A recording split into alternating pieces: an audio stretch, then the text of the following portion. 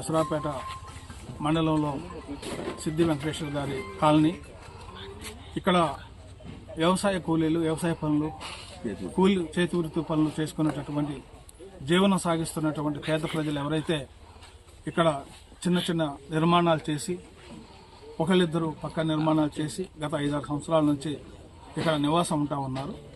కానీ ఈ నివాసాలని మరి గత ఎన్నికల్లో కాంగ్రెస్ ప్రభుత్వం పేదవాడికే భూమిని, పేదవాడికే ఇందిరమ్మ ఇళ్ళని మాటిచ్చినటువంటి ఈ ప్రభుత్వం ఈ గుడిసెలు పీకే కార్యక్రమం ఏంటో నాకు అర్థం కావట్లేదు. ఇది హైదరాబాద్ హైడ్రా కాదు బాబు, ఇది అసురాపేట పేద ప్రజల ప్రాంతం, ప్రశాంతమైన ప్రాంతం, ఎక్కడ కూడా కబ్జాలు చేసే ప్రాంతం కాదు. ఇది అసురాపేట అంటేనే అందమైనటువంటి నియోజకవర్గం.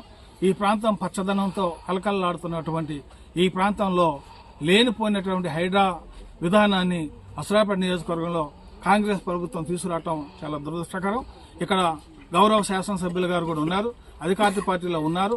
అధికార కార్యక్రమాల్లో ఇక్కడ పేద ప్రజలు గుడిసెలు పీకేస్తే ఇవాళ ఎమ్మెల్యే గారు వచ్చారో లేదో నాకు తెలియదు, కానీ ఖచ్చితంగా ఎమ్మెల్యే గారు కూడా వచ్చి గత ఎన్నికల్లో మీరు ఏదైతే మాట ఇచ్చారో ఆ మాట నిలబెట్టుకోమని చెప్పేసి, ఇది పూర్తి స్థాయిలో ఒకనాడు నేను గత శాసనసభ్యుడిగా ఈ నియోజకవర్గంలో ఉన్నప్పుడు ఇది ప్రభుత్వ భూమి, గుడిసెలు వేసుకుంటామని అంటే వేసుకోమని చెప్పినటువంటి మరి మేము ఈరోజు ఆ గుడిసెల్ని కక్షతో, రాజకీయ కక్షతోని వాళ్ళు ఏదో వేరే పార్టీలో ఉంటున్నారనో వేరే రకంగా ఈర్ష్యతో ఉంటున్నారని ఈ యొక్క పేద గుడిసెలు పీకేయటం చాలా దారుణం. ఇప్పటికైనా సరే మా సోదరుడు ఇవాళ తెలంగాణలోనే ఏకైక కమ్యూనిస్టు పార్టీ తరఫున ఎన్నికైనటువంటి గౌరవనీయులు శాసనసభ్యులు కొత్తగూడెం కొన్నంనేని సాంబశివరావు గారికి నేను హృదయపూర్వక నమస్కారం చేసి చెప్తా ఉన్నాను.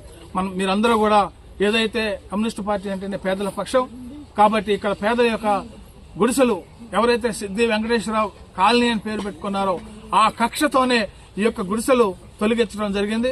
ఇక్కడ పూర్తిగా స్థానిక ఎంఆర్ఓ గారు, పోలీసు వారు మరి ఎంతో దౌర్జన్యంగా కొంతమంది తెల్లవారుజామున 2:30-3 గంటలకు వచ్చి ఆ యొక్క సామాన్లు కూడా తీయనివ్వకుండా, హెచ్చరిక లేకుండా మరి పూర్తి స్థాయిలో కూల్చివేసే దశలో అనేక మందికి చిన్న చిన్న స్థాయి దెబ్బలు కూడా, చేతి గాయాలు కూడా అయినాయి. ఇది చాలా దురదృష్టకరం. ఇప్పటికైనా సరే పోలీసు వారిని గాని, ఎంఆర్ఓ గారిని సహకరించవలసిందిగా నేను కోరుతా ఉన్నాను.